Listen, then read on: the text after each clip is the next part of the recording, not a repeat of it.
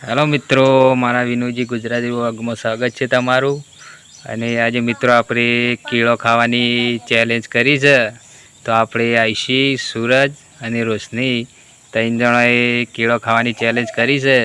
અને જે ત્રણેયમાંથી પહેલાં કેળો ખાઈ જશે તેને આપણે 300 રૂપિયા ઇનામ આપશું। તો હવે આશુ ને સૂરજ ને રોશનીનો ટાઈમ હવે ચાલુ થાય છે। સ્ટાર્ટ ચાલુ કરી નાખો ફટોફટ। જે પહેલાં ખાય તેને 300 રૂપિયા ઇનામ છે।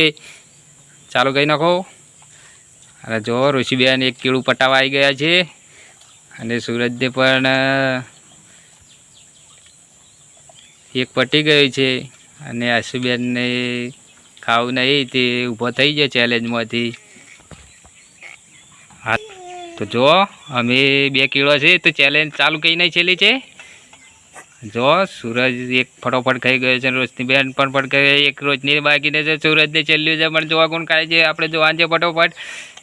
એ રોશનીને બાકી છે, હજી મોઢો ચાલુ છે। તો ચેલેન્જમાં જોઈએ છીએ કોનું મોઢું પહેલાં બંધ થાય છે।